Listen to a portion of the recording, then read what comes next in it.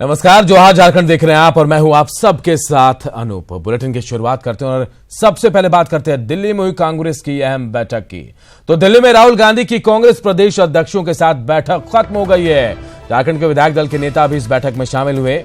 दिल्ली के 15 गुरुद्वारा रकाबगंज रोड में हुई बैठक में झारखंड प्रदेश कांग्रेस अध्यक्ष अजय कुमार भी मौजूद थे। लोकसभा चुनाव की तैयारियों को लेकर इस बैठक में चर्चा हुई है। राहुल गांधी ने प्रदेश अध्यक्षों और विधायक दल के नेताओं के साथ चुनाव को लेकर चर्चा की है।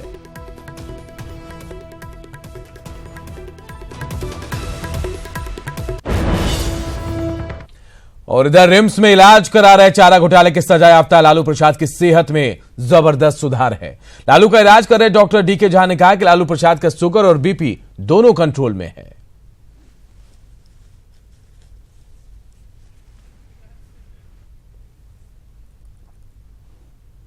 जब वो आए थे तो वो था करीब 7.5 के ऊपर ही था वो, और वो अभी जो लास्ट हम लोग 4 महीने का एवरेज निकाले पिछले सैटरडे को तो वो 6.5 आ गया है। एक तरह से ऐसे समझिए कि 3rd क्लास से 1st क्लास में कोई विद्यार्थी पहुंच जाए तो एक्सेलेंट कंट्रोल है शुगर काउंट का। डे टू डे फ्लक्चुएशन होता है वो, लेकिन उसका बहुत ज़्यादा वैल्यू नहीं है। ये लॉन्ग टर्म जो रिजल्ट है बहुत रिलायबल है। और ब्लड प्रेशर भी जो बढ़ा हुआ था, हम लोगों ने दवा बढ़ाई थी 1 तारीख से, ब्लड प्रेशर भी एकदम 1st क्लास चल रहा है। तो अभी तो आज के तारीख में सब ठीक चल रहा है। और इधर रिम्स में इलाजरत लालू प्रसाद से आज कई नेताओं ने मुलाकात की। लालू के बड़े साले प्रभुनाथ यादव उनसे मिलने पहुंचे और उनके स्वास्थ्य का हाल चाल जाना। वहीं पातेपुर से आरजेडी विधायक प्रेमा चौधरी, रूनी सैदपुर के विधायक मंगीता देवी भी रिम्स पहुंची और साथ ही एमपी रामा सिंह ने भी लालू से मुलाकात की। सबने लालू के बेहतर स्वास्थ्य की कामना की है। तो वहीं लालू समर्थक उनके लिए सब्जी और मिठाई लेकर भी आए थे। समाचार सब हुआ, बातचीत हुआ, बस यही तबीयत के हाल चाल जानने के लिए आए थे। तबीयत तो देखने में तो खराबे है। तबीयत तो कुछ खराब है साहब का। कुछ पॉलिटिक्स भी बताया? ना पोलिटिक्स, हमने नेता थोड़े हैं कि पॉलिटिक्स बताया। नहीं नहीं, नेता बिहार का जी। हमको तो समाचार खाली हुआ, हम देखे अपना, हमारा भगवान ठीक है कि नहीं। बीजेपी प्रवक्ता संबित पात्रा ने कहा कि 2019 का लोकसभा चुनाव नरेंद्र मोदी बनाम भ्रष्टाचारियों का है। रांची एयरपोर्ट पर कांग्रेस पर निशाना साधते हुए पात्रा ने कहा कि गांधी परिवार को बेल परिवार कहा जाना चाहिए। रॉबर्ट वाड्रा ने गरीबों का पैसा लूटकर विदेशों में संपत्ति बनाई और साथ ही उन्होंने प्रियंका गांधी को प्रभावहीन भी बताया। संबित पात्रा धनबाद में बीजेपी के प्रबुद्ध बुद्धिजीवी सम्मेलन में हिस्सा लेने आए थे। तक का 2019 के चुनाव का सवाल है, यह नरेंद्र मोदी बनाम भ्रष्टाचारियों का चुनाव है। एक तरफ नरेंद्र मोदी जी खड़े हैं जो चाहते हैं कि जिन लोगों ने इस देश को लूटा है, जिन लोगों ने इस देश के ऊपर डाका डाला है, जिन लोगों ने इस देश के संसाधनों के ऊपर अपना अधिकार जमाते हुए भ्रष्टाचार किया है, उन लोगों के खिलाफ कानून अपना काम करे। जहां तक रॉबर्ट वाड्रा जी का सवाल है, रॉबर्ट वाड्रा जी से पूछताछ ईडी कर रही है। जिस प्रकार रोडपति से करोड़पति बनने का ये जो काम रॉबर्ट वाड्रा का हुआ है, यह किसका पैसा है? गरीब किसानों के पैसे, मजदूर के पैसे, अन्नदाता का पैसा, आपका और मेरा कर, यह चुरा कर रॉबर्ट वाड्रा ने लंदन में प्रॉपर्टी खरीदी है। और दूध का दूध, पानी का पानी अब हो रहा है। पूरा परिवार, गांधी परिवार आज बेल पे बाहर है। मैं तो कहता हूं कि आज से झारखंड निवासियों को गांधी परिवार नहीं, बेल परिवार कहना चाहिए।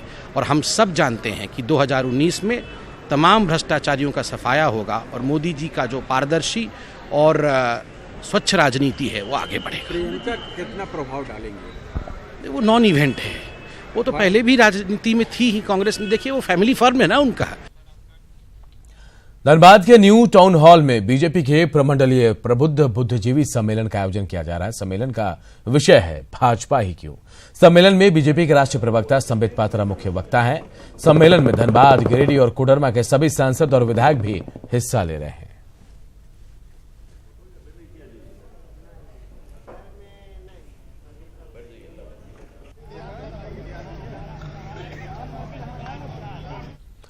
इधर लोहरदगा में बेकाबू ट्रक की टक्कर से एक युवक की मौत हो गई जबकि 3 लोग घायल हो गए। घटना कुल्लू थाना के बड़की चापी मेन रोड की है जहां ट्रक ने 4 युवकों को टक्कर मार दी। इनमें से 4 लोग भी घायल हुए हैं। इनमें से एक युवक ने इलाज के दौरान दम तोड़ दिया।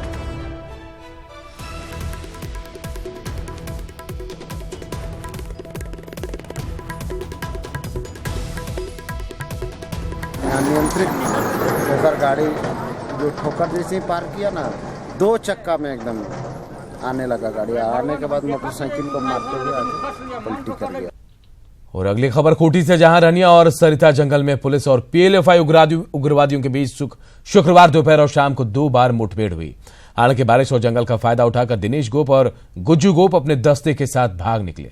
दरअसल गुप्त सूचना के आधार पर गुमला और खूंटी पुलिस ने संयुक्त कार्रवाई की थी और इसी संयुक्त कार्रवाई के दौरान यह मुठभेड़ हुई। मुठभेड़ के बाद पुलिस ने इलाके में सर्च ऑपरेशन चलाया। ऑपरेशन के दौरान एक बुलेट और जरूरत के सामान भी मिले हैं। बताया जा रहा है कि यह मोटरसाइकिल दिनेश गोप की है। पुलिस को इसकी सूचना मिली थी कि एक खास इलाके में पीएलएफआई के जो स्वयंभू नेता हैं, जो उनके लीडर बने हुए हैं, अपने आप को जो सुप्रीमो के रूप में क्लेम करते हैं, उनके वहाँ पर उपस्थिति है। तो इसी आलोक में अभियान वहाँ पर चलाया गया, जिसमें पुलिस की टीम के साथ उनका एनकाउंटर भी हुआ है। किसी के हताहत होने की सूचना नहीं है। पलामू पुलिस ने सड़क पर लूटपाट करने वाले एक गिरोह का पर्दाफाश किया। पुलिस ने गिरोह के 6 सदस्यों को गिरफ्तार किया।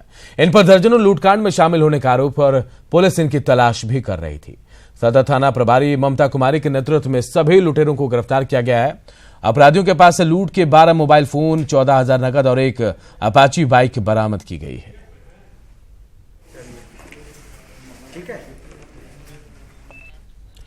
रांची में फॉरेस्ट अधिकारी के घर परिवार वालों को बंधक बनाकर 10 लाख की डकैती की घटना को अंजाम दिया गया।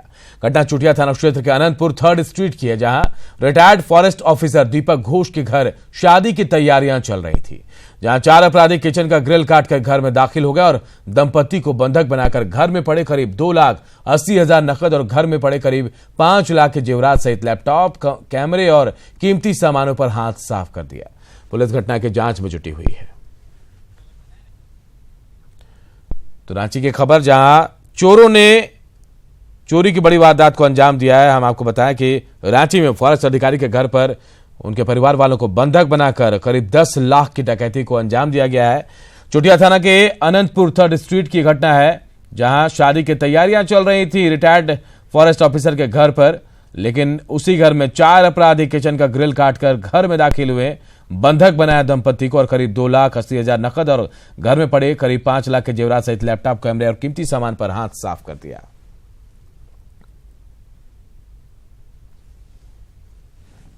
यहाँ पर छुरी लगाए हुए हमको और दूसरा आदमी यहाँ पर पिस्तौल लगाया हुआ है, एकदम सीधे कट्टा दबाए हुए। हमको बोल रहा था कि आप हल्ला कीजिएगा तो मार देंगे। 2 आदमी मिसेज के रूम में था, तो 2 आदमी मिसेज को भी वैसे ही छुरी और कट्टा लगा के ले आया और वहाँ पर जो पैसा वैसा था, कुछ बेटा का शादी के लिए हम लोग निकाल के रखे थे पैसा, तो वो ले गया। कुछ जेवर थे, हमारे मिसेज के कुछ जेवर थे, वही शादी के लिए निकाला। बोकारो के गोमिया प्रखंड समेत आसपास इलाके में कौवों की निरंतर मौत और बर्ड फ्लू की आशंका को पशुपालन विभाग ने नकार दिया है। पशुपालन विभाग का कहना है कि मुर्गियों का सैंपल लिया गया और रिपोर्ट आने के बाद ही कुछ खुलासा हो पाएगा। फिलहाल बर्ड फ्लू से डरने की जरूरत नहीं है। वहीं सिविल सर्जन का कहना है कि अभी बर्ड फ्लू की कोई जानकारी नहीं है। पशुपालन विभाग से जानकारी लेकर ही कुछ कहा जा सकता है। आपको बता दें कि गोमिया प्रखंड में कौवों की मौत पर रांची के कांके स्थित पशुपालन स्वास्थ्य और उत्पाद संस्थान से पशु चिकित्सकों की एक टीम गुरुवार को गोमिया पहुंची थी और इस टीम ने कई जगहों से मरे हुए कौवों और कई पोल्ट्री फार्म से मुर्गियों के सैंपल को लिया था। गोमिया में लोग आए थे, हमारे LRS के टीम वहाँ से सैंपल कलेक्ट करके लोग गया है। उसका एक मैंने 4-5 दिन के बाद रिपोर्ट आएगा, उसके बाद ही हम लोग कुछ कर सकते हैं। प्रथम दृष्टया क्या लग रहा है? नहीं, ऐसा नहीं है। प्रथम दृष्टया है बर्ड फ्लू का कोई ये नहीं है। बर्ड फ्लू रहता है तो पोल्ट्री स्पेशली मुर्गियों में फ्लॉक में बढ़ता है। एक बार देखिएगा कि 50 को 60 को जिसका फॉर्म है पूरा का पूरा फॉर्म खत्म हो जाता है। इसलिए अभी ऐसा बर्ड फ्लू का कोई संदेह नहीं। हमको इसके स्तर से जानकारी नहीं है, लेकिन कोई भी मर रहा है तो उसको हम जानकारी लेकर के हमारी तरफ से जो बचने का उपाय है उसको करेंगे। लेकिन भोपाल गया था कौवा जो गोमिया में मर रहा था, उसका सैंपल गया था, कुछ ऐसा सैंपल गया था और जांच के लिए तो ये पुष्टि हुआ है। अच्छा बर्ड फ्लू का यहाँ पर आशंका है। हाँ, तो ऐसा कुछ जानकारी? कौवा मर गया कि नहीं मर गया उसको देखने के बाद ही कुछ हम कहेंगे, सटीक बयान देंगे, है ना। बिना बढ़िया जानकारी लिए हम कुछ नहीं कर सकते। थर्ड लाइन निर्माण और उससे संबंधित तकनीकी कार्यों की वजह से मुंबई हावड़ा मार्ग पर अगले कई दिनों तक कई ट्रेनों के परिचालन पर असर पड़ेगा। दक्षिण पूर्व रेलवे ने टाटा लोकमान्य तिलक समेत 4 जोड़ी ट्रेनों को रद्द कर दिया है। इस बाबत रेलवे ने अधिसूचना जारी की है। प्रेस रिलीज के मुताबिक रद्द होने वाली ट्रेनों में Tatanagar Lokmanya Tilak terminal, Antyodaya express Lokmanya Tilak terminal, Tatanagar Antyodaya express, हुजूर नांदेड़ साहेब, संतरागाछी एक्सप्रेस, संतरागाछी हुजूर नांदेड़ एक्सप्रेस, मुंबई हावड़ा एक्सप्रेस और हावड़ा मुंबई एक्सप्रेस ट्रेनें रद्द हुई हैं। साथ ही झारसुगुड़ा गोंदिया पैसेंजर ट्रेन को भी रद्द किया गया है।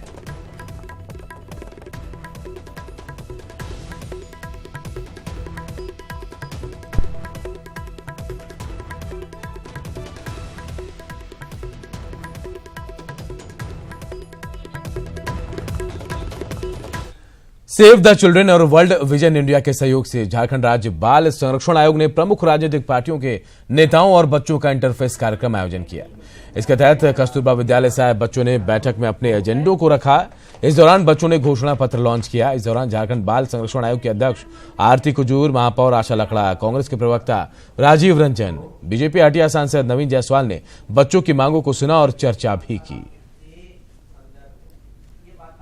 बच्चों के लिए यही चाहती हूँ कि जो आज देखते हैं वो घटना घट रहा है, तो उसको हम बच्चों के लिए कहेंगे, नेता मंत्री से कहेंगे कि जो बाल मजदूरी है उसको, जैसे बच्चों को बाल मजदूरी ना करवा करके उसको शिक्षा पे जोड़ा जाए। उसको जोड़ने के लिए पहली बात है कि हमको शराब मुक्त करवाना पड़ेगा। सपनों का झारखंड कैसा होगा, और हम लोग सारे राजनीतिक दल से गुजारिश करेंगे कि उनके मतलब बच्चों के माध्यम से, हम लोग तो बुलाए ही है, बच्चे अपने मांग को रख रहे हैं कि आप अपने राजनीतिक जो मैनिफेस्टो आप बनाएंगे उस मैनिफेस्टो में इन बच्चों के जो बात हैं उनको बात को रखिए। रिम्स में इलाजरत सजाए याफ्ता लालू प्रसाद से मिलने के लिए आज भी लोगों की भीड़ लगी रही। जेल प्रबंधन के आदेश पर हालांकि 3 लोग ही मिल पाए। सबसे पहले लालू प्रसाद के बड़े साले प्रभुनाथ यादव ने लालू से मुलाकात कर उनका हालचाल जाना। प्रभुनाथ यादव से मुलाकात के बाद बिहार के रुन्नी सैदपुर विधानसभा के आज जुड़ी विधायक मंगिता देवी और एलजेपी सांसद रामा सिंह ने लालू प्रसाद से काफी देर तक बातचीत की। रिम्स कॉटेज में लालू से मिलकर निकले रामा सिंह ने लोजपा के टिकट पर इस बार चुनाव नहीं लड़ने की बात कहते हुए कहा कि जल्द वे नए दल में जाएंगे। लालू से मिलने के लिए पातेपुर विधानसभा के आरजेडी विधायक प्रेमा चौधरी भी रिम्स पहुंची, लेकिन जेल प्रबंधन से अनुमति नहीं मिलने की वजह से उन्हें निराश लौटना पड़ा।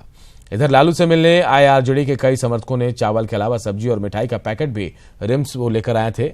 इसे सुरक्षा जांच के बाद रिम्स कॉटेज में भेजा गया। ये अलग है, हर पार्टी के लोग, और लालू जी देश के नेता हैं और देश के लोगों की आस्था है इनके प्रति, तो निश्चित रूप से जो उनके शुभचिंतक हैं, जो उनके हितैषी हैं, और लालू जी भी हमेशा सभी के सुख दुख में जो है भागीदार रहे हैं, तो हम लोग भी लालू जी के पार्टी का ही है, कुछ भी है उससे कोई बहस नहीं है। लालू जी के हर सुख दुख में हम लोग भागीदार हैं और इसीलिए हम आज आने का हमारा मकसद यही। हमारा प्रमुख जो है विषय यही था कि लालू जी से मिलना, उनके स्वास्थ्य संबंधित जानकारी लेना और हालचाल जो है उनका जानना, कुशल क्षेम जानना, यही हमारा मुख्य मकसद। स्वास्थ्य में धीरे धीरे सुधार हो रहा है, पूरी तरह स्वस्थ नहीं है, और यही उनके तबीयत का हाल जानने के लिए हम लोग आए हैं, हम लोग के बारे में पूछे हैं कैसा के। कुल समाचार हुआ, समाचार सब हुआ, बातचीत हुआ, बस यही तबीयत के हाल चाल जानने के लिए आए थे। तबीयत तो देखने में तो खराबे है। स्वास्थ्य के बारे में जानकारी लेंगे, क्षेत्र की जानकारी देंगे, और बिहार में वस्तुतः स्थिति क्या है, लोगों की चाहत क्या है, इसी सब की जानकारी हम। लोकसभा चुनाव में झारखंड के सीट शेयरिंग में जेवीएम को गोड्डा सीट नहीं मिलने के बाद जेवीएम नेता प्रदीप यादव ने बड़ा ऐलान किया है। उन्होंने कहा कि पार्टी ने फैसला लिया है कि वो गोड्डा से लोकसभा चुनाव लड़ेंगे और जीतेंगे। आपको बता दें कि गोड्डा में जेवीएम के कार्यकर्ताओं की एक अहम और आपातकालीन बैठक बुलाई गई। इस बैठक में जेवीएम विधायक प्रदीप यादव सहित पार्टी के जिला नेतृत्व के कई पदाधिकारी और कार्यकर्ता शामिल हुए। उसी में प्रदीप यादव ने यहां से चुनाव लड़ने का ऐलान कर दिया।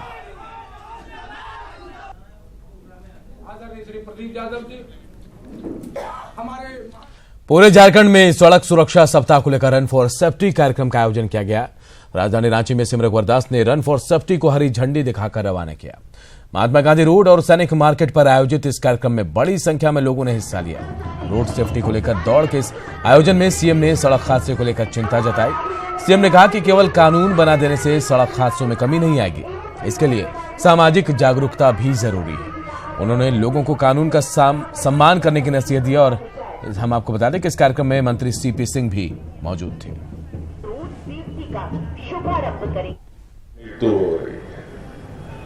और ये निश्चित रूप से राज्य के लिए चिंता का विषय है और इसी को ध्यान में रखकर जब परिवहन विभाग की हम लोग समीक्षा कर रहे थे तो ये बात ध्यान में आई कि लोग सिर्फ कानून से हम समाज को नहीं बदल सकते।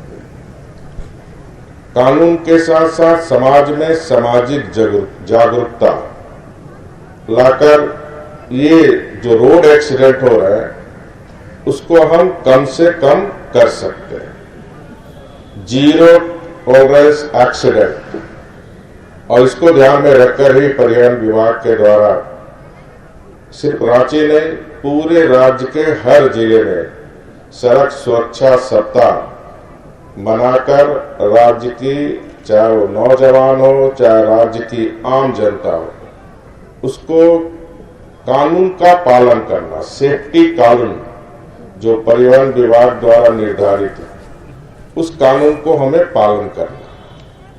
अच्छे नागरिक वही कहलाते हैं जो कानून का सम्मान करता है, कानून का पालन करता है। बड़ा चौंकाने वाला आंकड़ा है, खासकर रांची जिला का।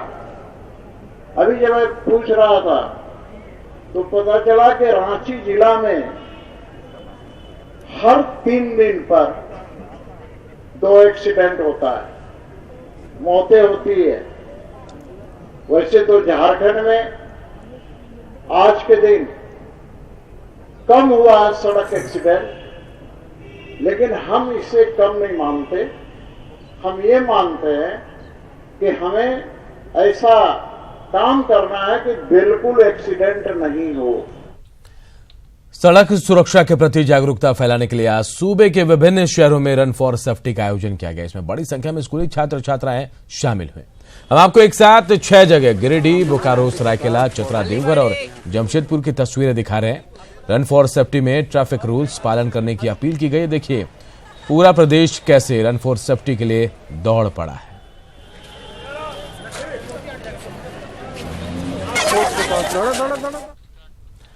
Punjab regimental centre Ramgarh cantt के किला हरी ड्रिल स्क्वायर में ट्रेनिंग पूरी करने वाले 355 जवानों ने आज देश सेवा की शपथ ली। शानदार शपथ ग्रहण समारोह में बतौर मुख्य अतिथि पंजाब रेजिमेंटल सेंटर के ब्रिगेडियर संजीव सोनी मौजूद थे। नव प्रशिक्षित जवानों ने भागवत गीता और गुरु ग्रंथ साहिब को साक्षी मानकर राष्ट्र के लिए अपना सर्वस्व निछावर करने की शपथ ली। 9 महीने के कठिन प्रशिक्षण के बाद जवानों ने दर्शनीय परेड किया और मिलिट्री बैंड की धुन पर कदम से कदम मिलाकर अंतिम पद की ओर प्रस्थान किया।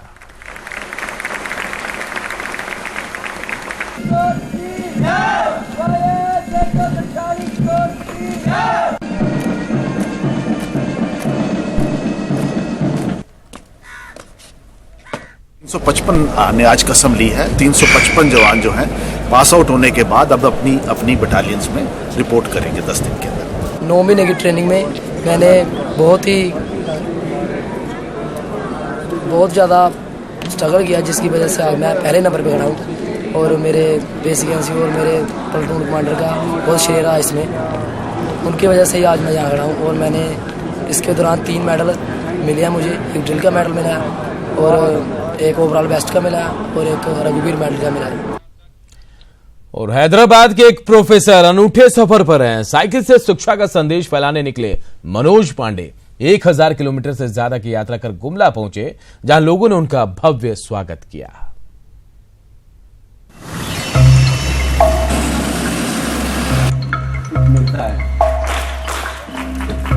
साइकिल पर सवार होकर हैदराबाद टू पटना की यात्रा पर निकले ये हैं मनोज पांडे। पेशे से फिजिक्स के प्रोफेसर हैं और साइकिल चलाते चलाते हैदराबाद से गुमला पहुंचे हैं। उद्देश्य है बच्चों में शिक्षा के प्रति जागरूकता फैलाना। बच्चों को यह संदेश देना कि पढ़ाई के लिए कठिन परिश्रम करें, कठिन परिश्रम से ही बड़ा से बड़ा लक्ष्य हासिल होता है। तो इसका उद्देश्य भी जो है एजुकेशन के प्रति अवेयरनेस, स्ट्रेस फ्री एजुकेशन और एजुकेशन में क्रिएटिविटी होना चाहिए। एजुकेशन में दो पार्ट है, एक पार्ट है एजुकेशन इम्पार्ट करने का और एक पार्ट है स्टूडेंट साइड से कि एजुकेशन को ग्रहण करने का। तो दोनों में क्रिएटिविटी होना चाहिए और स्ट्रेस फ्री इन्वायरमेंट रहना चाहिए। This is the sole ambition. Manoj Pandey जब गुमला पहुंचे तो लोगों ने भव्य स्वागत किया, बच्चों ने तालियां बजाई और मनोज पांडे से प्रभावित होकर कठिन परिश्रम का संकल्प भी लिया। इनसे मिलकर प्रेरणा यह मिली कि हमें मेहनत करना चाहिए।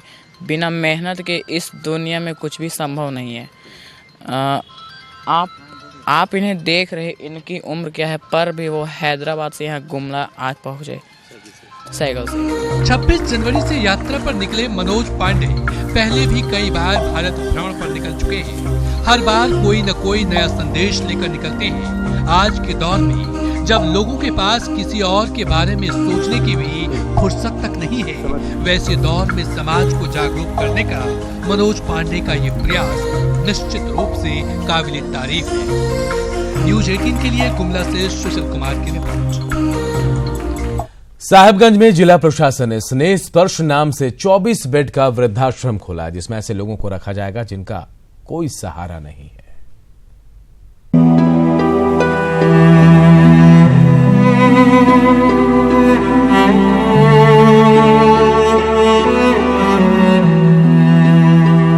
जिनका कोई नहीं, जो बेसहारा हैं, उनका सहारा सरकार बनेगी। साहिबगंज में बुजुर्गों की देखभाल के लिए 24 बेड का वृद्धाश्रम खोला गया है, जहां अच्छी तरह देख रेख के साथ कपड़ों की साफ सफाई और खाने पीने की बढ़िया व्यवस्था की गई है। यहाँ वैसे बुजुर्ग को रखा जाएगा जो लाचारी में सड़क किनारे या रेलवे प्लेटफॉर्म पर रात काटते हैं। समाज कल्याण विभाग आम लोगों से भी अपील करता है कि वैसे लोगों को यहाँ भेजे या फिर प्रशासन को सूचना दे जिनकी देख रेख करने वाला कोई नहीं, ताकि उन्हें यहाँ लाया जा सके। यहाँ पे 24 बेड है, इसमें महिला और पुरुष दोनों रह सकते हैं। यहाँ पे सारी चीज़ों की सुविधा है, रहने खाने पीने, उनके लिए वॉशरमैन रहेंगे और फिर कुक है, 3 टाइम का खाना है, अच्छे मील है, यहाँ पे सारे चीज़ बन चुके हैं यहाँ पे। और जो सही में ज़रूरतमंद है यहाँ पर इस जिले में, उन लोगों को लाना है। साहिबगंज की जनता और आप लोगों से भी हमारा अनुरोध है कि अगर आपके संज्ञान में ऐसे वृद्ध आते हैं जो जिनके पास रहने का नहीं है, कोई घर परिवार में नहीं है, जो इसी तरह भटक रहे हैं, तो कृपया उनके बारे में हम लोग को इन्फॉर्मेशन दें ताकि हम लोग इमीडिएटली उनको उस होम में शिफ्ट कर सकें। वृद्धाश्रम के रूप में प्रशासन का ये स्नेह स्पर्श निश्चित रूप से वैसे लोगों के लिए मरहम साबित होगा जिन्हें समय, परिस्थिति और अपनों ने बेसहारा कर दिया है। न्यूज 18 के लिए साहिबगंज से निशांत।